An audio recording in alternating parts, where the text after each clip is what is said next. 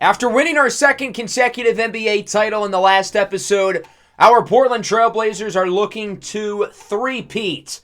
The 2028-29 season was a massive success for us. It saw us won another NBA title in 5 games against the 76ers. We had our second consecutive MVP winner, with Scoot Henderson taking the award home this year. I definitely didn't see it coming going into the year, but he really deserved it. We had a lot of guys struggle to stay healthy, but he did, and he was fantastic.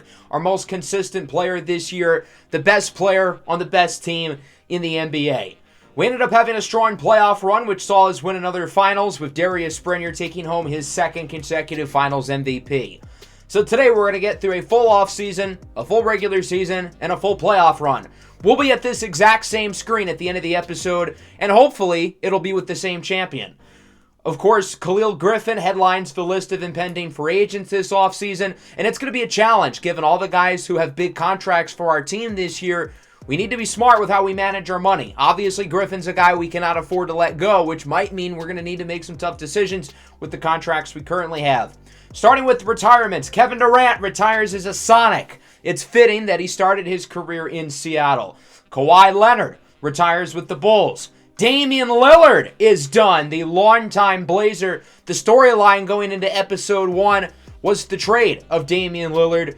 And I'm happy that we were able to get him back, help him win a championship. He ends up retiring in Boston, but obviously will be most known for his time in Portland and to a lesser extent in Miami, where he won an MVP. Anthony Davis retires with the Lakers, came back after 2 years in Charlotte. I think it's pretty fair to say all 4 of those guys will be Hall of Famers. Jeremy Grant retires as a Blazer and as a champion. We had him for the first 2 seasons of the series. We traded him away in order to move up for Khalil Griffin. He was brought back, though, for one last run, and he was able to get his ring. A few other notable role players in here, but obviously Dame, the big name, amongst others. Here's a look at the staff retirements. As for the Hall of Famers, it's the 4 we expect: Durant, Lillard, Davis, and Kawhi. Lillard gets his number 0 retired by us. Davis gets his number retired by the Lakers and the Pelicans. And Durant gets his retired by the Thunder, interestingly, but not the Warriors. That brings us into the draft lottery. And this is something we've been waiting for a little while, because if you remember, we have a lottery pick.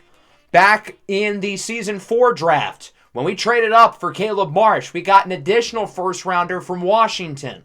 Then the following season, we turned it into a swap best pick with Minnesota. Both teams finished in the lottery, meaning if one of them jumps into the top 4, then we will get that pick. So we get doubled the chance of getting a high selection. Let's see if there's any movement. So far, no changes up to this point. The Pelicans at 12, Boston at 11. This is where it could really start to be us. 10 goes to the Hornets. Number 9 does go to Minnesota. So our first pick is gone, and it's down to the Washington pick. 8 goes to the Knicks. 7 goes to the Venom. We've got to have movement, right? We're due. 6 goes to the Nuggets. We have jumped into the top 4 as Memphis gets 5. And now, who knows where we land? Number 4 goes to Atlanta. We're in the top 3. The third pick goes to the Venom. We're in the top 2. It's down to us in Indiana. The second pick goes to the Pacers. And that means the Portland Trail Blazers have the number 1 pick in the draft. How about this? We win the finals and we get the top pick. We have never picked higher than 10 in this series. Darius Springer, Khalil Griffin, and Caleb Marsh were all the 10th picks of the draft. It seems like this is a one-player class with a clear top guy. But going into the offseason, before I knew we would get number 1, I was planning on trading this pick for another established player who's on a rookie contract. But now that we have the number 1 pick, that changes some things, because there's a really good prospect here. I do want to explore my options. We can get Jeremy Sohan, who was arguably the best player on the Eastern Conference Finals champion Sixers last year. But overall, these trades really are not that good. Keyshawn Caruso with the Nuggets is kind of an interesting one, because he's the type of player I would have looked at had we not taken a big jump into the lottery. We can get Anthony Simons back. That would be perfectly full circle. But I'm not going to do that. I thought about packaging one of our big contracts, but they are all injured. I think this would have been the perfect time to unload one of these role players, such as Porzingis, Abaji, or Logan, but we can trade literally none of them, so I think we're going to keep the pick. With the first pick of the 2029 NBA Draft, the Portland Trail Blazers select Kristofers Rubenis, a 7'3" center from Latvia. I was not expecting to add a rookie today, but with a player of his caliber on the board, how am I supposed to say no? I decided to float the 32nd pick into trades, looking for some future selections. I want to play the long game here, add some more long-term assets. We can get picks in next year's draft or the following year, but I think what we're going to do is this trade with Denver, getting a pick 4 years down the line. The reason why I'm doing this is because the Nuggets have not been that good for a while, and unless a guy like Keyshawn Caruso really develops into a star, I don't really see that changing. I think that pick could be valuable. I tried trading back into the draft, but unfortunately, it didn't work. And ultimately, we're just going to end up with one player, that being Kristaps Rubenis. He is an 84 overall at 18 years old. Easily the best prospect we've seen so far in this series, and he's joining the reigning NBA champions, a team who kind of needs a long-term center. Interestingly, in terms of team and player options, Chance Corradino, the former number 2 pick, had his declined. If we didn't just get some 6 center, I would be all over a guy like Corradino, but there's not really a need for him. We're going to get the qualified offer to both Khalil Griffin and Malachi Suleiman. Suleiman's the interesting one here because he's been up and down, especially offensively. I'd like to bring him back, but not for a big price. Griffin, meanwhile, we're going to offer him plenty of money. If he gets any other deal, we will match it. I'd rather sign Griffin for 5 years rather than something shorter, so that's what we're going to do. The problem is we cannot afford him. So that means somebody has to be traded away. I didn't look forward to doing this, but it's got to be done. And I think there's a clear elephant in the room. With the selection of Rubenis, Porzingis is clearly the odd man out. We've had our ups and downs with him over the last 3 years, but now that we have an incredible center prospect with Rubenis, who is a better defender, better rebounder, better finisher, I just don't really see a reason to keep Porzingis. I want to get somebody cheap. I thought about Xavion Pratt. I thought about Emmanuel Ozuna. But ultimately, I'm going to go with this trade with the Bucks. We're not really getting a ton of value here. Maybe one of Maël Lorraine or Jacques Moreau turns into something good. But the idea here was just getting some cheap contracts. That way, we'll have money opened up to offer to a guy like Khalil Griffin. So that's what we're going to do. A large 5-year deal. He accepts. He'll be back. That brings us into the last day of free agency. Malachi Suleiman asked for $30 million, and as you can imagine, no one gave him that. Giannis signs with the Mavericks, so he leaves Milwaukee. He'll be teaming up with Luka Doncic. Jalen Green originally signed with the Bulls, took it back, and is returning to the Rockets. Kyrie Irving signs with the Spurs, and during the last stage of free agency, they also signed Tyrese Halliburton.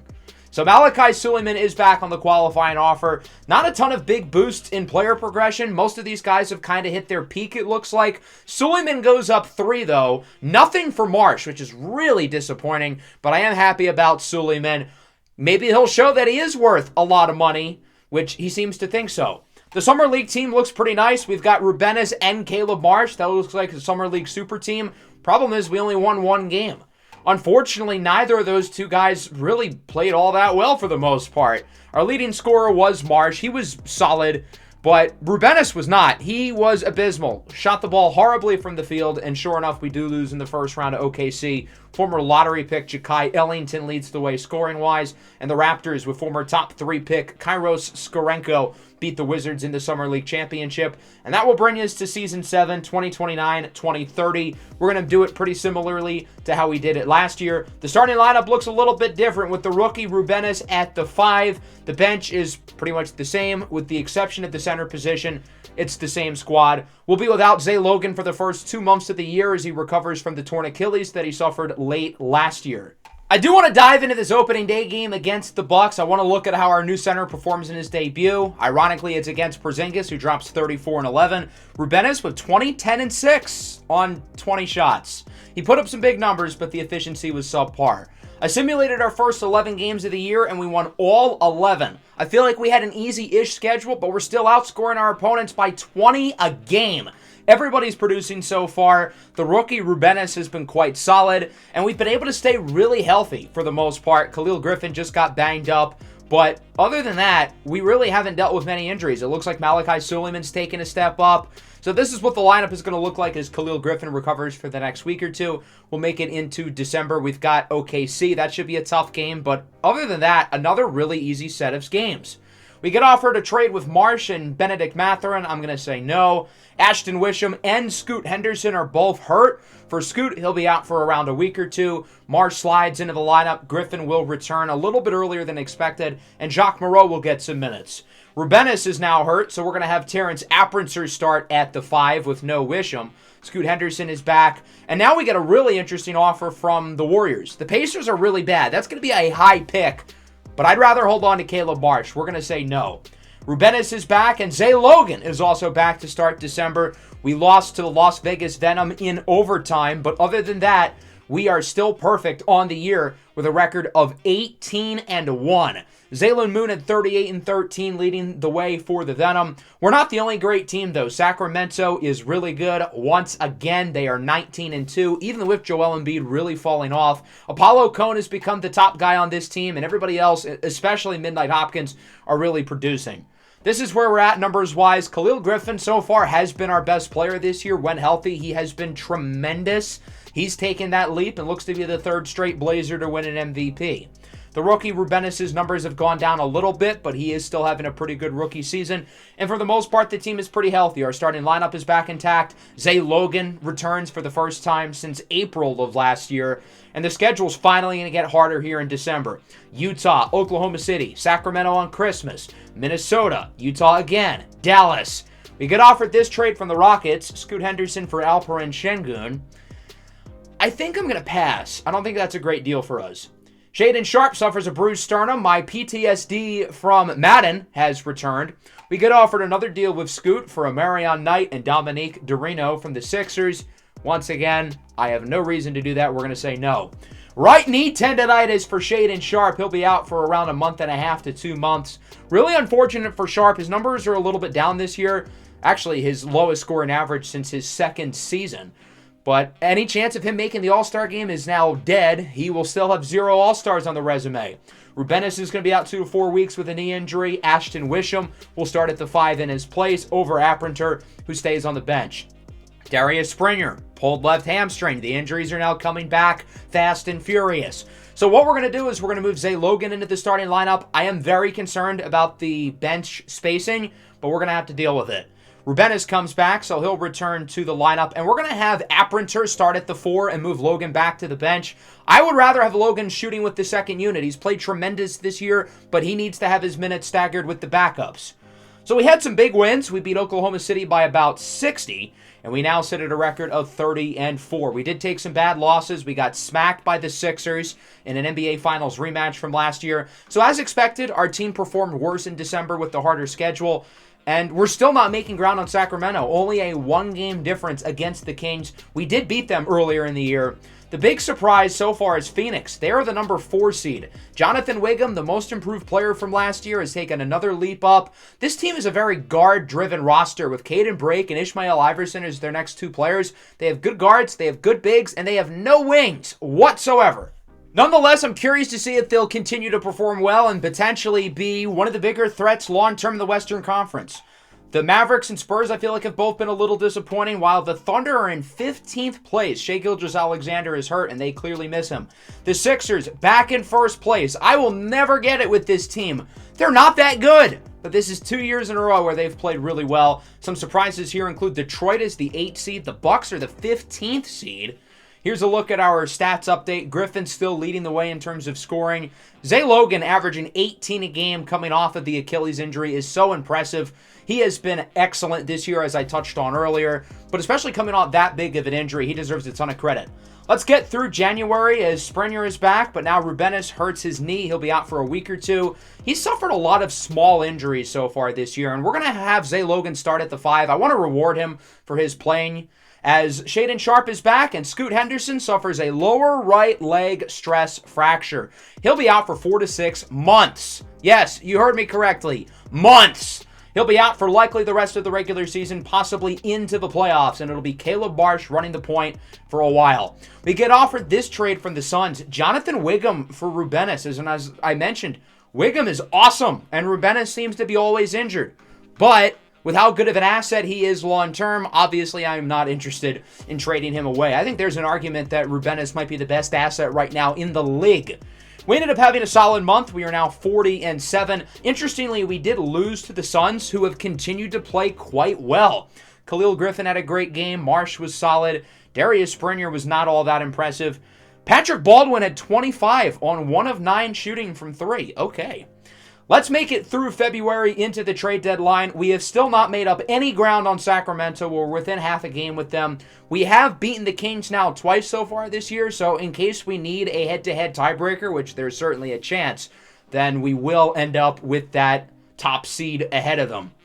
As for the Eastern Conference, the Sixers are still comfortably in first, and it looks like Cleveland is bridging the gap for second. Only 4 teams are above 500 here. The West is significantly better than the East. In terms of our stats update, Griffin still leads the way, but the gap between him and Springer is closing a little bit. Caleb Marsh's numbers have understandably gone up quite a bit with his increase in playing time. Logan's have gone down, but he has still been tremendous. Malachi Suleiman, twisted knee. That's unfortunate, being that we already are without one of our main guards. Rubenis does come back, though, and then Suleiman returns shortly after. Terrence Apprenter suffers a back injury, though, as does Christopher's Rubenis. Rubenis has now gotten injured like at least 5 times this year. Everything's been small, but he seems to be made of glass. That brings us to the trade deadline. Last year I accidentally skipped through it, but this year we will stop. I do want to explore some trades. We beat the Lakers here by 40, though. That's pretty cool, being that the Lakers are one of the better teams in the Western Conference. But I wouldn't mind adding one more piece, maybe another solid bench guy, and I like this deal with Minnesota. Reuben Hill and Mael Lorraine in exchange for Prince Callaway, an intriguing young guard with multiple years of team control. He's been pretty solid this year. I don't think he's going to have a huge role for us, but I like what he can be long-term. Rubenis eventually comes back as well, so this is where we are in terms of the lineup. Callaway's not really playing, but he's going to now with Caleb Marsh getting hurt, and Malachi Suleiman gets an opportunity to roll with the starters. We beat the Kings again right before the All-Star break. Joel Embiid shot 1 for 10.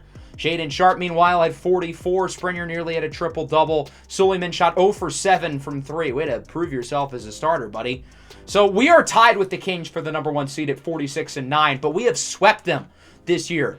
So, again, we will hold the tiebreaker over Sacramento, but if the Kings have a good second half of the year, that might not matter.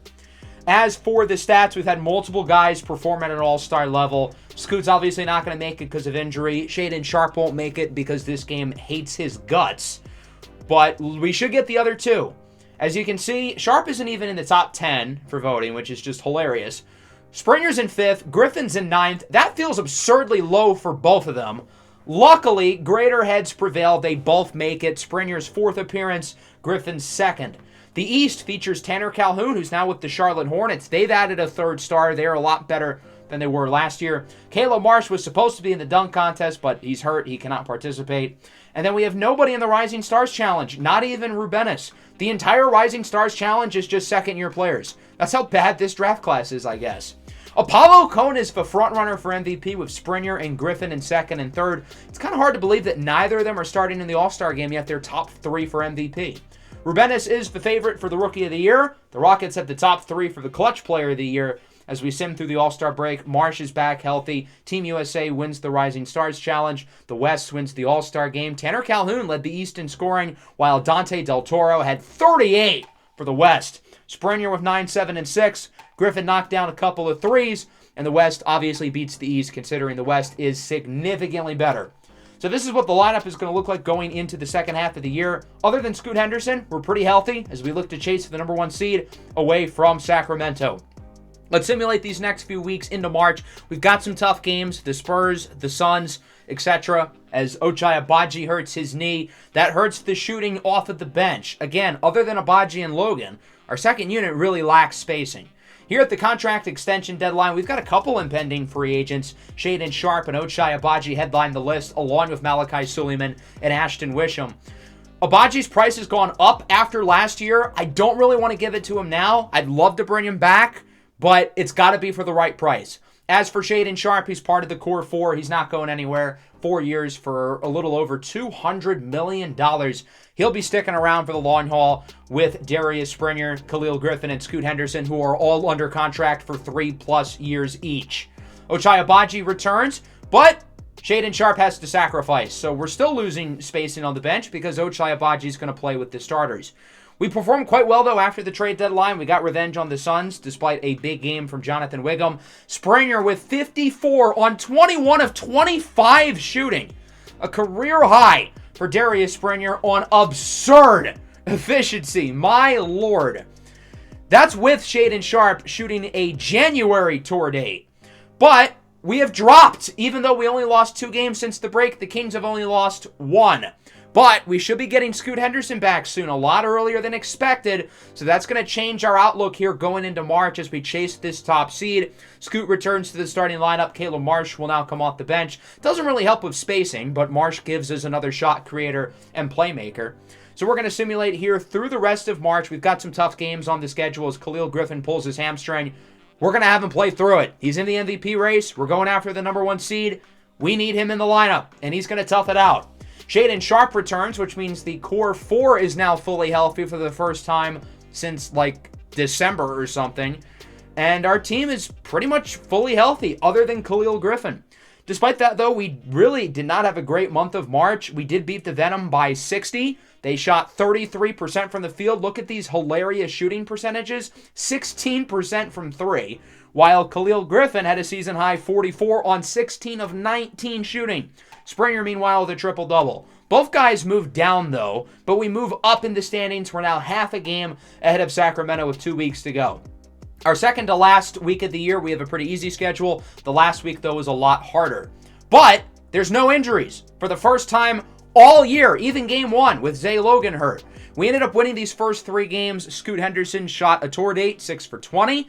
Then against the Bucks, close one, we win by 4. This time Shaedon Sharpe shot a tour date. And then afterwards, we beat the Clippers. And we're now 2 games ahead of Sacramento with 4 to go. Springer's back in first place for the MVP. Griffin obviously in the mix as well. So we're going to go slow as we start by beating the Sixers by 18. And that's all we needed. The Kings lost again, 3 in a row. And we have clinched the number 1 seed. So we'll simulate to the end of the year. Springer's in first for MVP. Griffin's in third. We should have one of them win it. As Rubenis suffers a late injury. Not ideal. And there you go. Darius Springer wins his 2nd career MVP. 3rd straight year it goes to a Blazer. Another tremendous season for Darius Springer. Not many guys have won multiple MVPs throughout their career. He joins an elite list. As for the Rookie of the Year, Kristaps Rubenis, the rookie from Latvia. The numbers unexciting. He was pretty inefficient the second half of the year, but I'm still very hopeful about his future. And again, I feel like this is the best asset currently in our league. Ishmael Iverson, Evan Mobley, Kairos Skarenko, and Jaden Hudson win the other awards. Darvin Ham takes home the Coach of the Year, and the Kings GM wins the Executive of the Year. Springer makes All-NBA first team. No Griffin. No Griffin again on the second team. This game continuing to disrespect him. As he finally gets onto the third team. His first All-NBA performance. He really should have 2 or 3 All-League teams by now, but at least he finally gets one this year. He also gets All-Defensive first team for his 2nd year in a row. That's pretty exciting. As for our other spot, it goes to, obviously, Rubenis on the All-Rookie first team. So with that, we are into the playoffs. 68-14, number 1 seed in the Western Conference. Bunch of guys had tremendous seasons. Griffin, Springer, Sharpe, and Scoot all doing their things, and they're all healthy. Other than the rookie Rubenis, there are no injuries to the team. We're in a really good spot going into this playoff as we look to three-peat. As for the standings, obviously Sacramento ends up as the number 2 seed. We will play one of Houston, San Antonio, the Clippers, or the Mavericks in the first round. As for the East, Philadelphia gets the number 1 seed with only 6 teams above 500 and some not-so-good squads making it into the play-in. So we'll see who we're going to face off against here in this first round. The Spurs beat Houston. They'll be the 7th seed. I feel like we dodged a bullet. I did not want to play them. It'll be one of the Rockets or the Mavericks here. Pretty close game. And into the 4th, we're going to hop in. It's a 1-point deficit with around 2 minutes to go. So let's see who's going to be the 8th seed and who our first round opponent will be. Siakam, corner 3, bang! The Rockets acquired Siakam from the Bulls earlier this year in exchange for Amen Thompson. Tied at 150 now. Hudson, pump fake. David Roddy for the lead! I don't know why David Roddy is getting closing minutes, but he just hit the biggest shot of the Rockets season. 3-point game. Daniels for the tie, no good. Preston French with the rebound. Back out to Daniels. Bang! 1-point game with the long 2 from Dyson Daniels. Here comes Hudson here. Not a ton of time left on this clock. Jalen Green guarded by Doncic. Swings it out. Hudson, 3. Off the back iron. Giannis with the rebound. Mavericks have a timeout, decide not to use it. Giannis all the way to the cup. He takes it home, and the Dallas Mavericks lead by 1. So what's the plan here for the Rockets with 16 seconds left? Do you hold? Do you go for a quick shot? They have the entire floor to score here. A 2 or a 3 gives them the lead. Got to imagine this will go to either Hudson or Green. Keep in mind, the Rockets have the top 3 finishers for the Clutch Player of the Year, with Hudson winning the award. So if any team's going to make a play here, you'd think it would be the Rockets. Here we go. This is it. There's no motion offensively. Somebody's got to get open off the ball. Screen from Siakam. Hudson on the drive. Back to Siakam. Floater is good with half a second. Pascal Siakam puts the Rockets on top. And now Dallas is going to have to heave up a prayer for their season. That was an ugly offensive play. For the first half of the possession, nobody was moving. But it worked out as Siakam puts the Rockets up by 1. And now Dallas has to throw it up and hope they get lucky. With both teams' seasons on the line and a spot in the first round against the Portland Trail Blazers on the line. We'll see if Dallas can create a miracle or if their season with Luka and Giannis, 2 of the best players in our league, falls short. Giannis, a 3-time champ, 3 times final MVP, looking for another opportunity to win a ring. It seemed like it was rain chasing for him to join Dallas, so not even making the playoffs would be a complete embarrassment. French with it on the baseline to inbound. He sends it to Luka, throws it up for the win. Oh my God, he made it! Luka Doncic might have just won it for the Mavericks.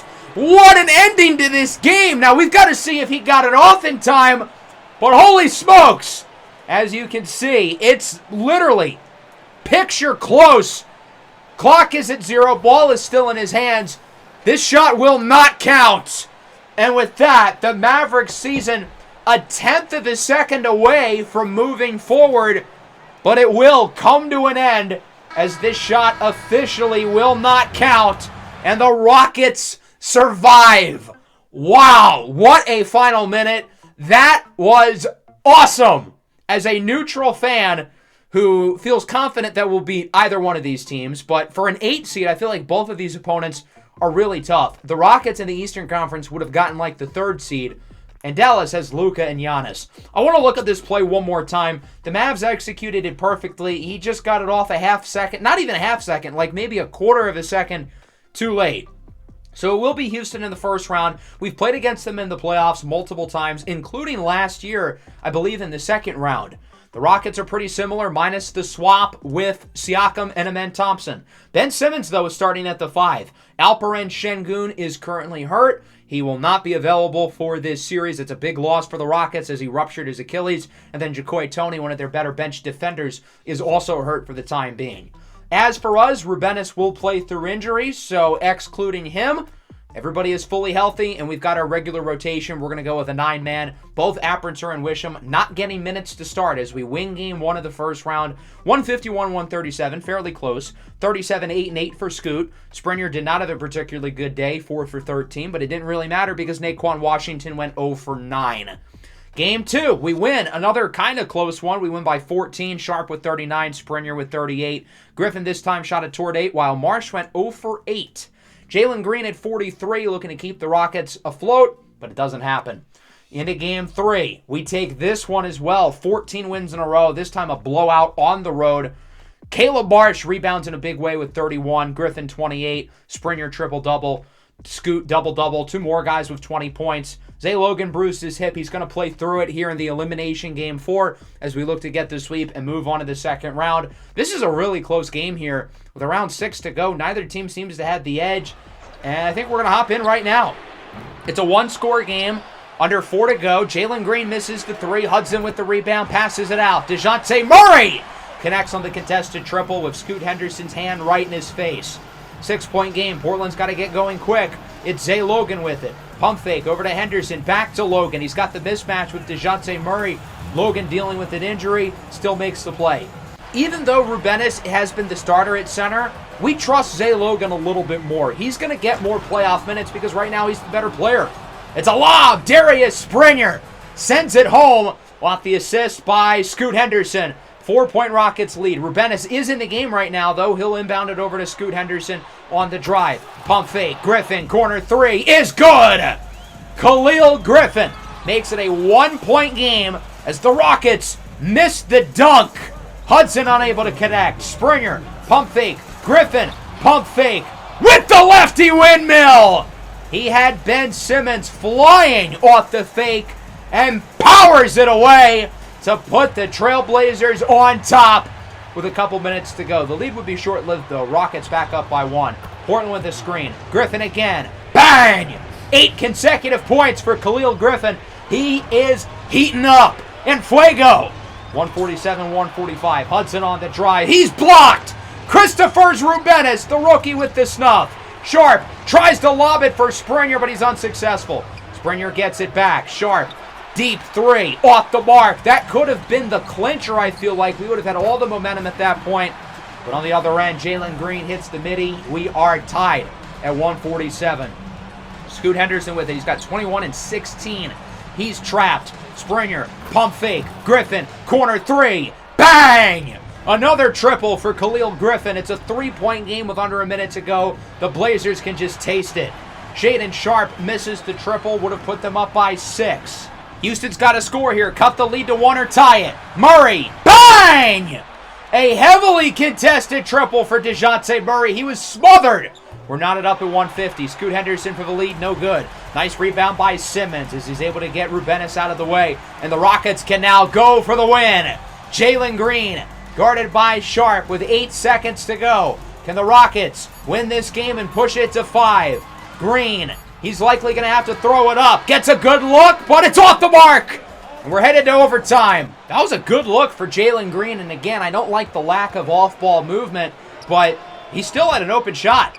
To start overtime, Shaedon Sharpe connects on the fadeaway 3. And Portland is on the board first. They lead 153-150. Hudson inside for Pascal Siakam. Pump fake, fools Springer. Hits the layup, and we are within 1. Khalil Griffin on the dribble. Mid-range jumper, no good. Jalen Green with the rebound, and here comes the Rockets looking for their first lead in a couple of minutes. Green gets by Scoot Henderson. Tough 3. Knocks it down! And the Rockets are back ahead. 155-153, under 4 to go. Here is Scoot Henderson with it. Contested layup is no good. Springer with the rebound. Out to Rubenis. Bang! Christopher Rubenis, the rookie, for 3. He's got 23. Murray, step back. That one is good. And DeJounte Murray has the Rockets up by a point. Following Blazer possession, Springer on the drive. Pump fake. He's trapped. Scoot Henderson wide open. Bang! Both offenses have looked electric here in overtime so far. It's a 2-point Blazer lead. DeJounte Murray with it. Euro step for the tie. We're knotted up at 159. Both teams throwing consistent punches. Griffin inside with a dime for Rubenis. He's in for the slam. Portland ahead by 2. That was a great pass and a nice play off the ball by Rubenis to recognize where he needed to go. DeJounte Murray, step back jumper. That one is good.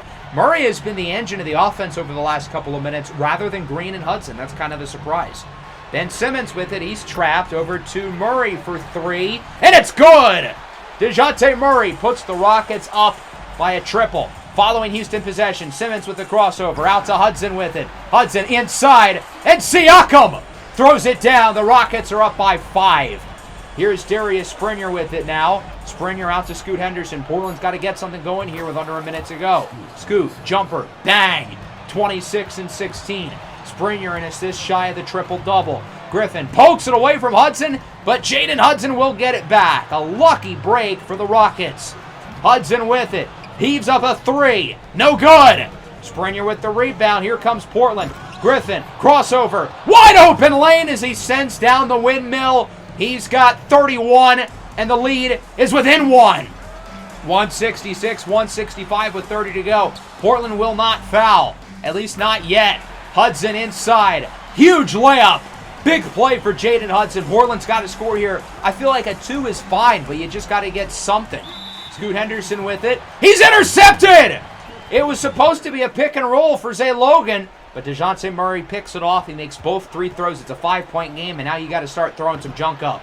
Sharp, 3, no good. Springer mistimes the rebound, and that'll just about do it. The Rockets take Game 4 in overtime, 174-168. Very high-scoring overtime period. 36 for Green, 35 for Murray, 35 for Hudson. They keep it alive. Despite a triple-double for Springer, a double-double from Scoot, and an amazing game from Khalil Griffin.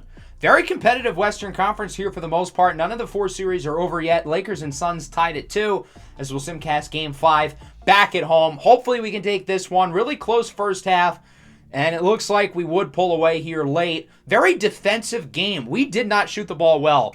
Sub 40% from the field, sub 25% from 3, and we still won because the Rockets also shot the ball horribly. Suns wins games 5 and 6. It'll be Phoenix in the second round. I told you guys we got to watch out for this team, and we will be matched up with them here in round 2.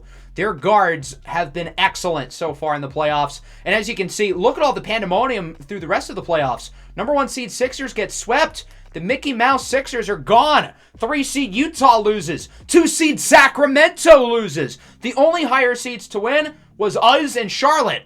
And the Hornets have 2 DoorDash drivers rounding out their starting lineup. This playoff field sets us up very well to three-peat.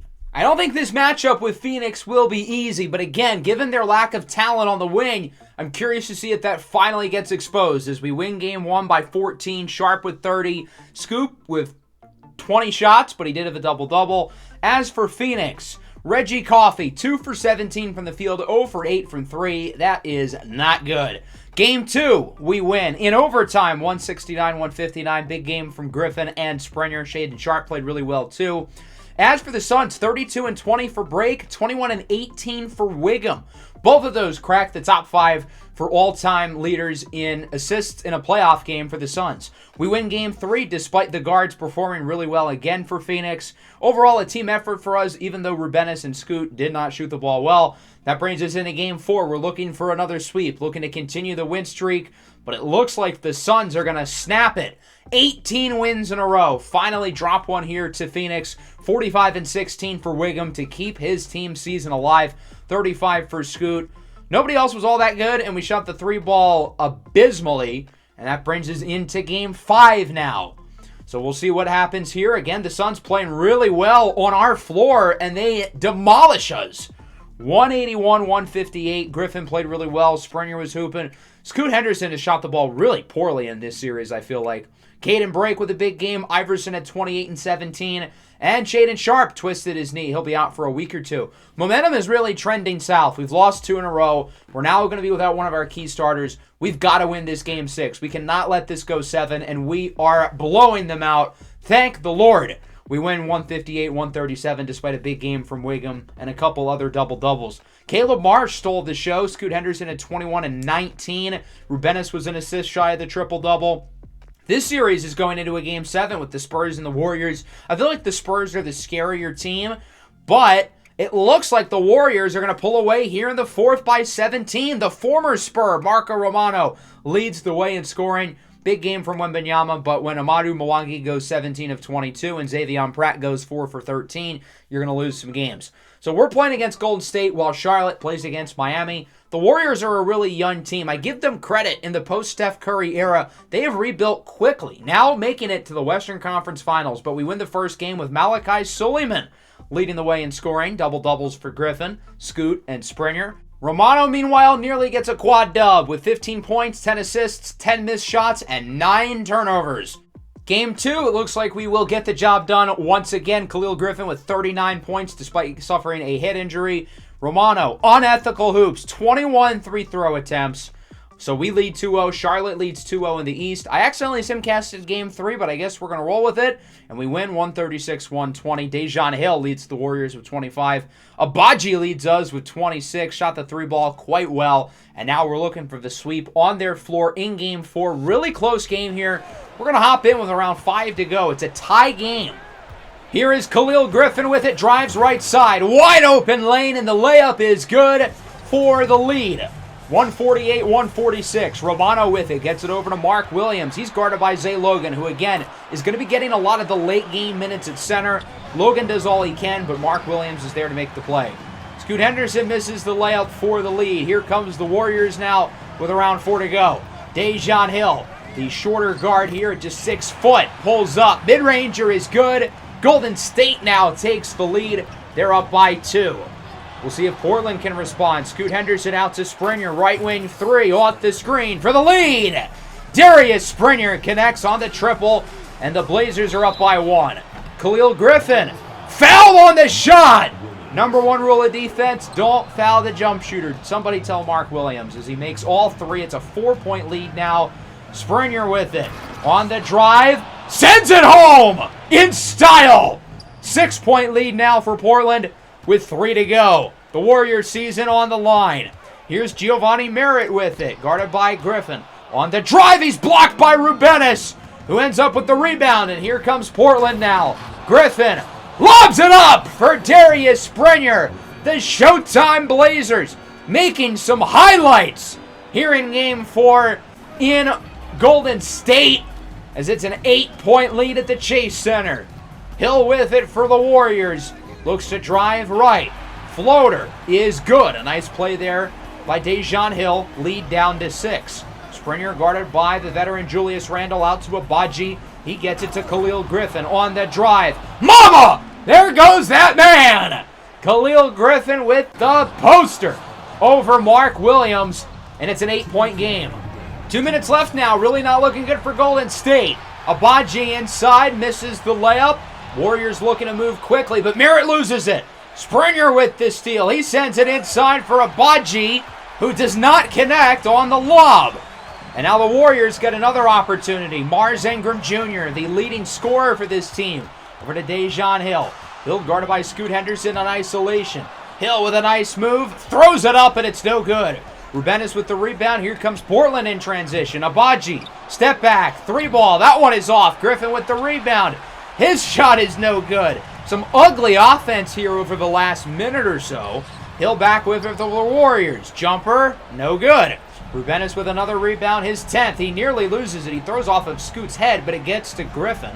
Pump fake, trapped by Merritt. Somebody's got to get open. Rubenis with it over to Scoot Henderson, but he loses it. Dejan Hill with the steal. Here comes Golden State now. Hill inside. He's snuffed at the rim by Rubenis. Here comes Portland now. Springer, deep 3. No good.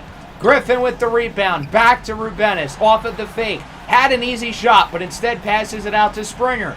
Springer on the drive. Gets it over to Griffin. Looking for the screen. Griffin backs down to the smaller defender. Out to Springer in the corner. His 3 is short. The offense has just been god-awful. Offensive, more like offensive. Finally, we've got some points. First made shot in about 2 minutes for either team. It's a Mars Ingram 3. It's a 5-point game as Khalil Griffin will be fouled. He'll go to the line to shoot 2. He would make both, and now Portland gets it back quickly. Khalil Griffin with 53 points in the corner. Springer fake, over to Scoot, over to Abaji, back to Griffin. On the drive, dagger talk! 55! Here in the potential closeout game of the Western Conference Finals, and that will do it. The Portland Trail Blazers are headed back to the NBA Finals for a 3rd consecutive season. They sweep the Warriors here in the Western Conference Finals, 164-155. Certainly an unlikely season for the Warriors, who just a couple of episodes ago, or I guess at this point a couple seasons ago, looked like they didn't really have much direction. But now their young team has made it to the Western Conference Finals, but unfortunately they're unable to hold off the big, bad Blazers, who complete the sweep and are going back to the finals to face off against the Hornets or the Heat, as Scoot Henderson will hold the trophy proudly, and Portland gets an opportunity to defend their title once again, going for the three-peat. A really strong win here for Portland. Again, 55 for Khalil Griffin, a career high. Hornets lead the series 3-2. We'll see if they can finish off the job in Game 6 as they win this one by 16. 47-16 for LaMelo Ball. Apparently Dante DiVincenzo starts on this team. You know, Dante has 4 NBA championships, I believe, including the one with us 2 years ago. In a Game 6 now, we'll simcast this one, see if Miami can push it to 7 as the under 500 8 seed, and unfortunately for them, they do not. Khalil Griffin wins the Western Conference Finals MVP, very well deserved, 35-13. LaMelo averaged 40-14. He takes it home in the East as the Hornets win this game by nearly 50. Myron Sheridan, Zayshawn Small, and Tari Eason played well, but when you got Julian Memphis going 1 for 8 and Darren Graham going 1 for 9, 0 for 10 from 3 combined, you're not going to win much. Calhoun had 48, LaMelo had 47, Brandon Miller had a tour date, and it didn't matter. So let's look at the Hornets, who have been consistently one of the better teams in this series. They had a really bad year last year after losing Anthony Davis and Cale Foster, but they've come back this year. They added Tanner Calhoun, and that has proven to be a major addition. The Hornets rely on their star power with Ball, Miller, and Calhoun. LaMelo's averaging 37 a game here in the playoffs. The thing with this Hornets team is they lack depth. As I said earlier, they have 2 other door dashers starting for them essentially, with Dante DiVincenzo, the rookie Mo Mason, and Mitchell Robinson getting looks for them. They have 3 guys averaging over 20, and I think 5 guys averaging double digits, whereas we have like 8 or 9 guys in the double figures. So this is what the rotation is going to look like going into the finals. Zay Logan's a little bit banged up, but other than that, we're completely healthy, assuming Shaedon Sharpe is good to go, which he will be for the finals after missing the entirety of the series against Golden State. So we'll start with Game 1. We're looking pretty good. We're going to run away with it in the second half, and we win by 51. 168-117, 26-20 for Scoot Henderson on great splits. Ochai had 24, Logan, Griffin, Sharpe, and Springer also with at least 20. While again, the Hornets relied on their star power. Only 2 players had more than 10 points. LaMelo was shut down. Mo Mason went 2 for 12, and Taylor Hendricks went 2 for 13. That's not good. On to Game 2 now. We'll see if we can take a 2-0 series lead. We really haven't led these finals early, but we do this year as we win by 31. 27 for Springer, nearly a triple-double for Griffin. Sharpe and Marsh also in the double figures, while Scoot had a double-double. LaMelo trying to carry with 40 and 13. Miller had 30, but everybody else is struggling. Tanner Calhoun goes 3 for 16, and Mo Mason goes 0 for 8. I think Mason is 2 for 20 so far in the finals. Yikes. On to Game 3 now. Logan is healthy. The entire team is healthy. And sure enough, our healthy Blazers would dominate. We win this game 168-145. The Hornets made it look closer in the second half, but ultimately to no avail. 32-11 for LaMelo. Taylor Hendricks really rebounded. The rookie Mason went 2 for 3 from deep, so he shot the ball better. 43 for Springer, 32 for Sharpe, 26, 10, and 9 for Scoot Henderson, and Khalil Griffin had 24. So that brings us into Game 4 now. Unfortunately, we do have a new injury. Sprained knee for Ochai Agbaji. It's not a long-term thing, but he won't play in this game, which sucks. I really wanted to have him out there as we look to win 3 rings in a row. Obviously, Abaji's one of the OG players. He wasn't necessarily on the team at the start of the series, but we traded for him 5 minutes in. And there's a real chance that he might have missed out on his last game as a Blazer. If we win Game 4, that'll be it for this season, obviously. And Ochai Agbaji is a free agent at the end of the year. And as I've said earlier, I'm only willing to pay him if it's for the right price. So it sucks that he's not going to be out here, and hopefully he won't come back this year because obviously I'd love to slam the door. I'd love to get the sweep on the road here in Charlotte. We've won a championship at home. We've won a championship on the road, so we know what it feels like to do both, and we'll see if we can get the job done looking to get the clean sweep. We beat the Pistons in 6 2 years ago. We beat the Sixers in 5 last year, so now we're looking to beat the Hornets in 4. The tip-off is won by Mitchell Robinson. And we are underway here in Game 4 of the NBA Finals between the Blazers and the Hornets. Brandon Miller, quick 3, gets the scoring started for Charlotte. Tanner Calhoun, who was on that Pistons team 2 years ago, misses inside. Springer with the board. Griffin off the dribble for 3. Bang! Khalil Griffin has really settled in as not just the number 2 option on this team, but at times the number 1 guy. Again, led the team in scoring in the regular season, has comfortably led the team in scoring here in the playoffs. As Tanner Calhoun hits the jumper for the Hornets, it's 5-3. Scoot Henderson with it in the corner for Griffin, out to Springer for 3, and he drills it. Springer looking for a 3rd Finals MVP as he puts the Blazers ahead. Calhoun off the catch, looks for one right back as he drills a long-range 3, and it's now 10-6. Scoot Henderson brings it up, crossover, gets by LaMelo, and Scoot Henderson rattling the rim. He has LaMelo flying away, and it's 10-8. Scoot Henderson rips it away with the steal in transition, lobs it up for the rookie from Latvia, Christopher Rubenis. The 7'3" wonder kid looking for his first ring at just 19 years old. Born in 2011. Springer for 3, no good, but he is fouled. Number 1 rule of defense, don't foul the jump shooter. He would make all 3. Blazers lead by 3. Mitchell Robinson with it. He's guarded by Rubenis. Robinson out to LaMelo Ball. Tries to throw it up, but Robinson wasn't ready. Griffin gets it now. He's going to lob it up for Shaedon Sharpe, who powers it down. The Blazers have scored 9 points in a row, and they lead this one 15-10. Springer with it, inside, no good. Nice defense. It looked like Calhoun. LaMelo Ball was there as well. Ball out to Max Christie, who's in for the dunk. Christie starting at the 2 today instead of Dante DiVincenzo. The Hornets trying to mix it up. They're desperate, obviously, as you can tell, as it's 15-12. Here's Springer, left wing 3. That one's good. He's got 9 early, and it's 18-12. Springer to Griffin now. Another triple. That one will fall. Portland is on fire. They are not missing early from deep. Griffin wide open. Mid-ranger is good. Great pass by Rubenis, and it's 23-12. Mitchell Robinson will inbound. He gets it over to Calhoun. Corner 3. That one falls. Big basket for Charlotte. They needed that one after the Blazers went on a 17-2 run. Marsh inside. No good. Big defensive stop by Brendan Miller. Here comes the Hornets now on the other end. Miller, fadeaway 3. That one is good. So again, after getting outscored by 15 over the span of a couple of minutes, the Hornets hit back-to-back threes. They're back within 5. Griffin with the 360. He fools Taylor Hendricks on the pump fake, and it's 25-18. Calhoun with it. Throws it up, and it's no good. Springer with the rebound. He gets it over to Caleb Marsh. His pass is tipped away. Ends up in the hands of Shaedon Sharpe. Gets it to Griffin. Pump fake. There's got to be a size mismatch with Griffin being guarded by Mitchell Robinson. Springer's just going to drive inside. He blows right by Calhoun. Hey, that works too. 27-18 now. It's a 9-point game with 3.5 to go in the first.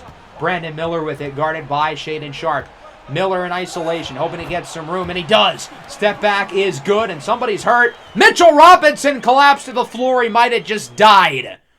Okay, well, he didn't die, but based on the acting, it looked like it. So as you can see here, he takes a big shot from Zay Logan. Clearly a basketball play, though. Mitchell Robinson takes a few seconds, and then looks like he got shot. Hats off to Mitchell Robinson. You have won the Oscar, my friend, as it's 27-20. Here's Marsh with it over to Logan. He gets it to Springer. Heavily contested jumper is good. He's up to 13 points. It's a 9-point lead for the Blazers. Here's the rookie Mo Mason, who's really struggled to shoot the ball here in the finals for Charlotte. Step back, jumper, no good. Rebound, and the putback from Abramo Jawai. 29-22. Springer, quick pass. Logan, layup, count the foul, and one.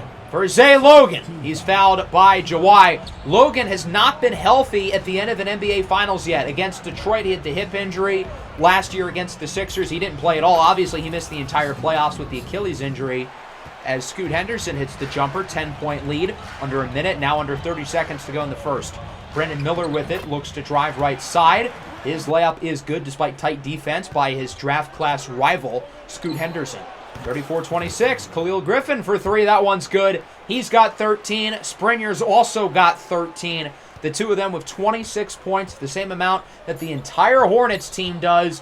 And now with just a few seconds to go. Brandon Miller on the drive. Jumper is no good. And that'll wrap up a really strong first quarter. The Blazers lead by 11. They're shooting the lights out from 3. I think Griffin and Springer are like 6 for 6 combined. Defensively, we've held up really well too as we go to the second. Scoot Henderson's blocked. Jawai got a hand on it. Here comes Charlotte. Mason with it. Inside for Tanner Calhoun, who dunks it over Khalil Griffin. 37-30. Mason misses. Ball is tipped. Grabs his own miss. Over to Calhoun. Mid-ranger will not drop.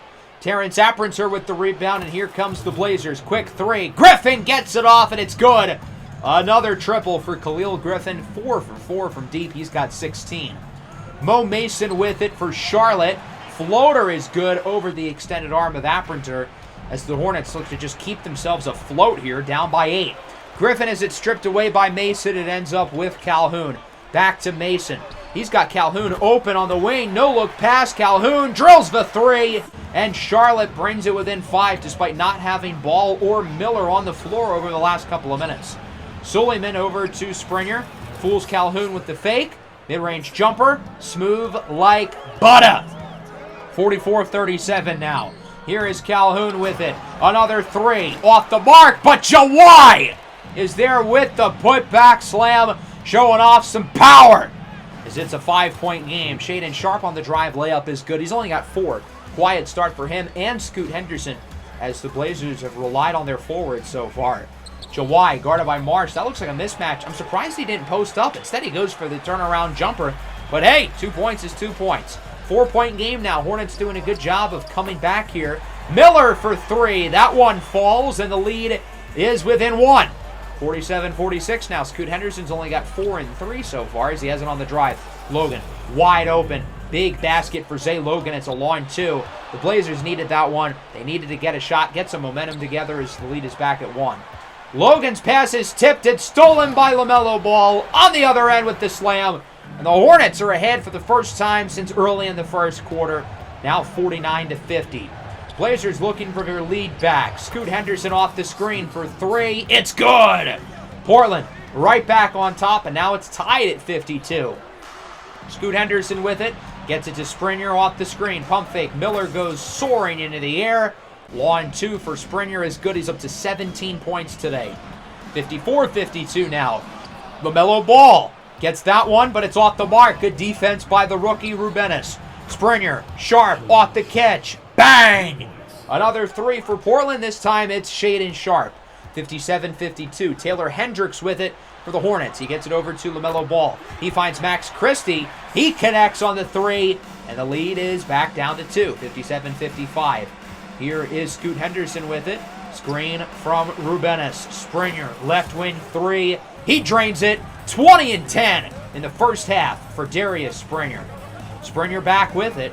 He lost his dribble. Has to pass it over to Scoot Henderson, who gets the screen. Scoot Henderson, fadeaway 3. Will fall.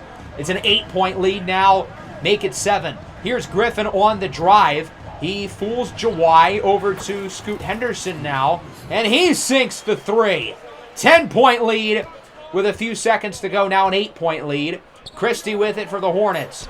Christie, pump fake out to LaMelo Ball. Jumper is no good. Putback attempt is from Calhoun. And it's a 6-point game as the Blazers are going to heave it up to end the half. 66-60 your score. Really competitive game so far. Portland has kind of been in the driver's seat, but I feel like the Hornets had a pretty good second quarter there. Kind of slowed down towards the end, though. Only outscored the Blazers by 2 in the second. Of course, Portland looking for the three-peat, looking for their second consecutive sweep. They have not lost since the second round against the Suns. And we'll see if they can, of course, finish off the job tonight.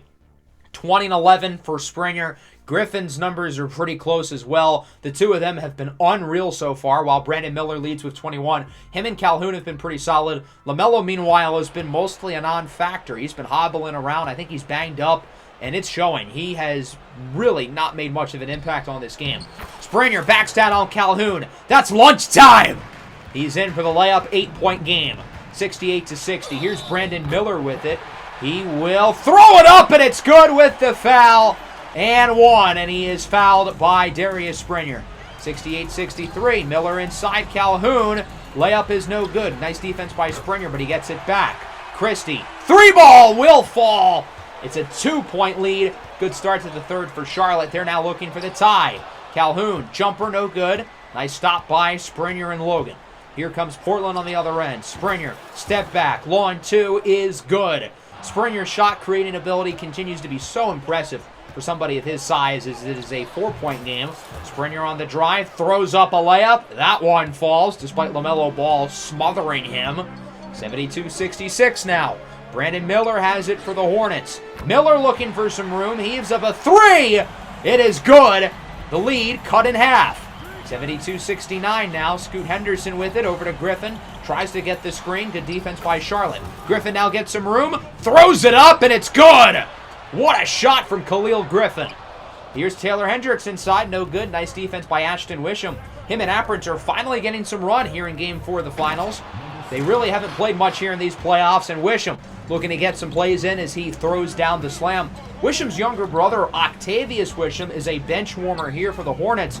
Must be a fun family rivalry, even though the two kids are, like, not playing. Wisham with the snuff off of the offensive rebound from Christie. On the other end, Shaedon Sharpe out to Marsh. He gets it to Wisham. Portland unable to score off the turnover, so they'll reset the possession. Griffin, pump fake, out to Wisham. His layup is good. Ashton Wisham isn't the best offensive player, but he's 7'3". He can make those easy shots as he gets another block. This time on LaMelo. Wisham lobs it up for Shaedon Sharpe. Maybe we should have been playing Wisham more. I thought he had a really good finals last year, starting at the 5 when Porzingis got hurt, and he's balling today. Here's Khalil Griffin, guarded by LaMelo Ball. Griffin, pump fake, layup is good. And it is a 14-point lead now for the Blazers. Calhoun has it in transition. Calhoun, his shot is off the mark. Ball is tipped around, ends up in the hands of Shaedon Sharpe. Portland looking to move quickly. Logan in transition makes the layup despite Mitchell Robinson smothering him. And it's a 14-point game. The Blazers have put on a clinic over the last couple of minutes. They've now got a pretty comfortable lead. Charlotte's got to get something going, and that's a pretty good start. Tanner Calhoun off the screen, hits the 3. 11-point game, 87-76. Scoot Henderson, hello! 360 midair twirl. What a play by Scoot Henderson as the lead sits back at 11. Calhoun over to LaMelo. He's guarded by Marsh. LaMelo looks to bring the deficit within single digits, and he does off the contested fadeaway 3. 91-81 now. Here's Mason with it, the rookie. Inside, gets it over to Jawai. Not a lot of time left on the shot clock. Ducoré to Mason. He is stuffed. Christopher's Rubenis, the 7'3" rookie out of Latvia, sends it home out of bounds. With a second left on the shot clock, Charlotte's going to have to inbound it quickly. Jawai looking for the quick pass. He gets it over to Taylor Hendricks. Jumper is no good. And the ball is rebounded by the Hornets. Pass is tipped and it goes flying. Scoot Henderson tries to chase after it. He does not. It'll be out on the Blazers. And the Hornets are going to inbound it with 8 seconds left on the shot clock from the other end of the floor. So they're not going to have enough time to run some play here. They've got to do something quick. It's Mo Mason with it. 4 seconds left on the shot clock. Mason on the drive. Gets fouled. Makes the layup. And one. Rookie on rookie crime. He's fouled by Rubenis. Huge play by Mo Mason, and it's a 7-point game. Scoot Henderson with it on the drive. Pump fake. He's blocked. Mason with the snuff. Here comes Charlotte now. Check Ducoré over to Mason. He's blocked. Rubenis again with the snuff. Here comes Portland. Malachi Suleiman. Open shot is no good. So the Blazers are unable to capitalize off the turnover. On the other end, check Ducoré. Jumper is good. Former lottery pick back in Season 1 with the Thunder. I really felt like he had a really high ceiling, but he's just never really developed into more than a bench player. Marsh on the fake. Throws up the layup. It's good. Quiet game for Marsh. He's been pretty inefficient, but he gets that one to go down. 93-86. Mason with it. He's trapped over to Abramo Jawai. He's in for the dunk. It's now a one-score game. Portland was up by about 13 a few minutes ago. Charlotte has battled back. Rubenis. Deep 3 is good. The rookie, Christopher's Rubenis, connects on the triple. 96-90. Taylor Hendricks now. Floater over Rubenis is no good, but the putback is from Abramo Jawai. 96-92 now. Calhoun is trapped. Ball is tipped away. Who ends up with it? The Hornets do. Calhoun to Jawai. No good. Rubenis has it to Marsh, who throws it up, and that one is no good. A high-scoring, competitive first 3 quarters as the Portland Trail Blazers are 1 quarter away from three-peating. They lead the Hornets 96-92. We'll see if they can finish off the job here in quarter number 4. Christie has it to start for the Hornets. Over to Calhoun on the drive. Jumper is good. It is a one-possession ball game. Big shot for Calhoun. Griffin, no good. Nice defense by the Hornets. Taylor Hendricks with the rebound. Logan pressing him the entire way. Hendricks now has space. Over to Miller. Corner 3! And the Hornets are within 1 off of the triple by Brendan Miller. 98-97. Khalil Griffin with the screen. Logan inside. Pick and roll action as Zay Logan connects with the layup. He's in the double figures with 11. 100-97. Here's Brandon Miller with it. Takes the shot. Christie for the tie. Bang! Max Christie connects for Charlotte. Knotted up at 100. Shaedon Sharpe gets the screen from Logan. Sharpe with it. Tomahawk! Powerful throwdown. Big slam for Shaedon Sharpe. That'll put the Blazers back ahead. 102-100. Brandon Miller with it inside. Abramo Jawai with the slam. We're tied now at 102. Following possession for the Blazers. Griffin misses the three. His first miss from beyond the arc. He was 5 for 5 prior, and it won't matter. Springer's in for the putback. He's got 28 and 16. 104-102. Springer pump fake. Doesn't fool Hendricks, so he just runs right by him instead. Darius Springer puts the Blazers now up by 4. Shaedon Sharpe with it. He gets it over to Khalil Griffin on the fake. In the corner. Springer with it. Back out to Griffin. Tough shot. Bang!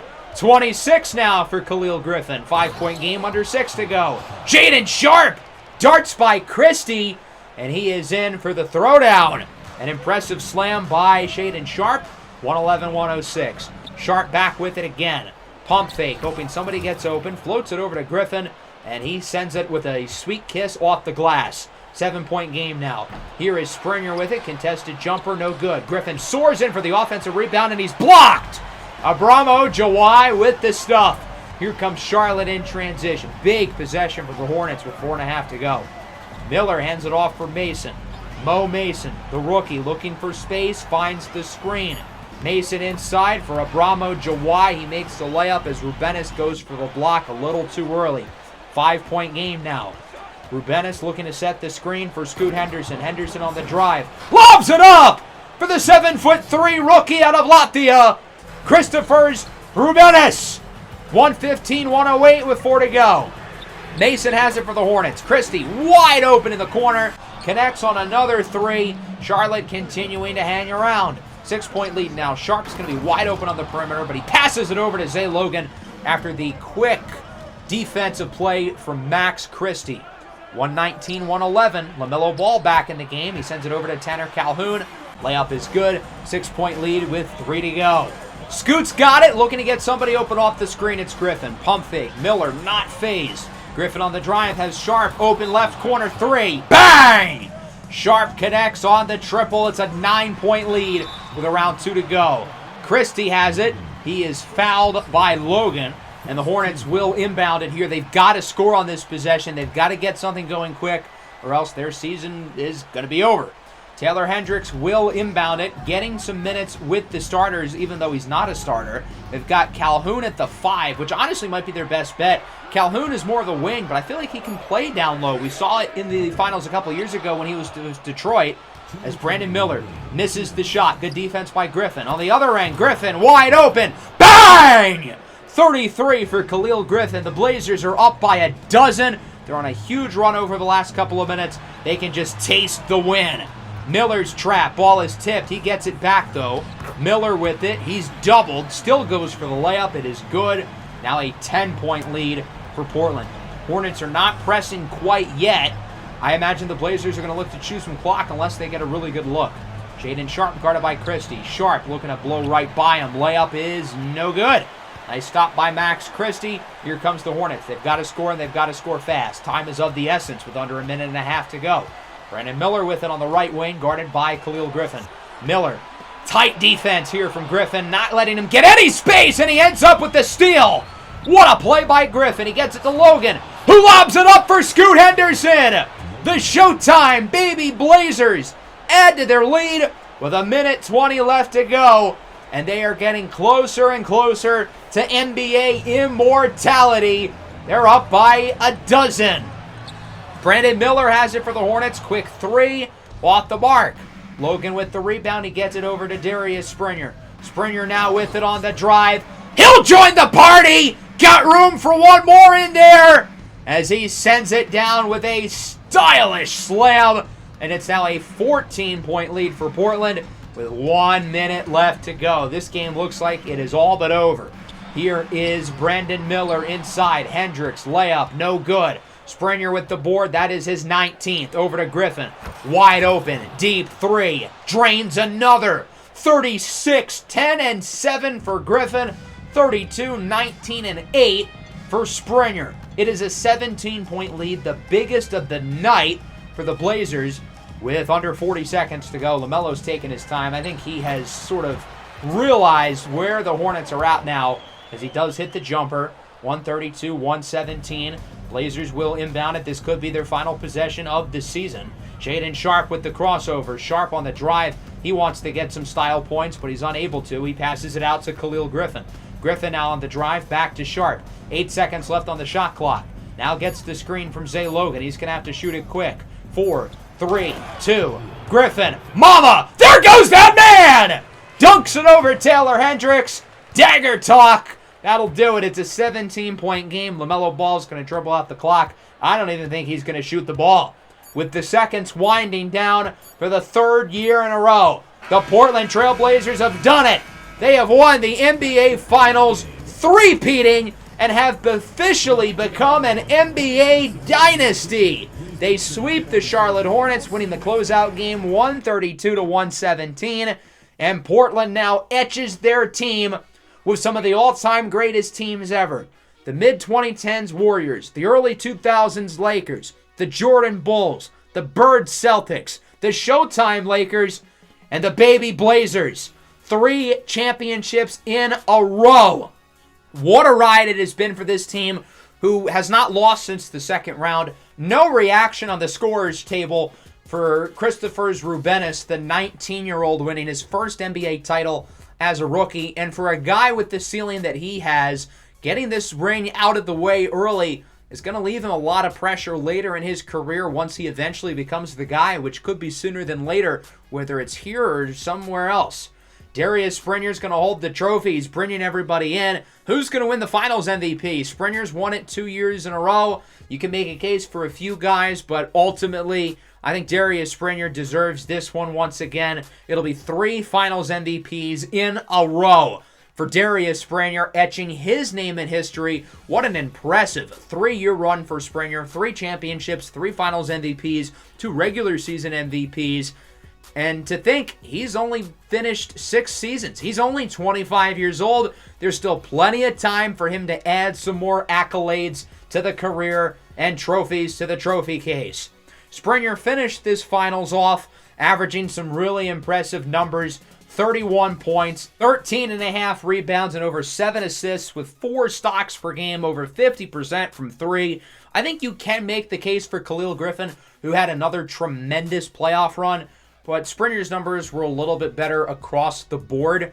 So ultimately, I feel like he's the guy who deserves it. For all 3 of our championships, though, Springer's obviously won the Finals MVP, but each time it's been a different co-star in a way. This year, I feel like it was Griffin who made a case. Last year, Shaedon Sharpe had a case for Finals MVP, and the year before, it was Scoot Henderson. In the closeout game, Miller with 32, Calhoun with 26. Nobody else was really all that impressive. LaMelo Ball, 4 through 10. He was banged up. He was ineffective. As for us, 38, 10, and 7 for Khalil Griffin, 32, 19, and 8 for Springer. Griffin went 8 for 9 from 3. My goodness. 18 for Sharpe, 17 and 10 for Scoot Henderson. The team shot the lights out from deep, and overall, capping off a phenomenal playoff run. Our team has three-peated. We have become a dynasty. We've done really all we can do with this team. And that brings us to the future of the series. We've had time now for 2 abbreviated seasons, 2 more NBA championships, and that will bring us into the next episode, which will be the long-term simulation, the series finale. We will go as far as we need to. We will wrap up everybody's careers. We'll see how many more titles this team can win, how many more accolades these players can get, how many guys can go into the Hall of Fame. Can Darius Springer add some more NBA Finals MVPs, add some more regular season MVPs? Can Khalil Griffin continue to develop into a superstar? Will Shaedon Sharpe finally make an all-star game? Will Scoot Henderson continue off of his NBA season? What about the rookie, Christopher Rubenis, who I think has an absurdly high ceiling? Will he be able to reach it? And what about our impending free agents? Long tenure role players such as Ochai Agbaji, Malachi Suleiman, and Ashton Wisham, who have been here for all 3 titles. All of them are not under contract this year. Suleiman and Agbaji unrestricted. So that'll wrap up the episode. Next time around will be the series finale, the long-term sim, as we put a bow on the Portland Trail Blazers MyNBA franchise. Hope everybody enjoyed. Make sure to leave a like and subscribe to the channel if you are new. Peace out. Kane is in the building.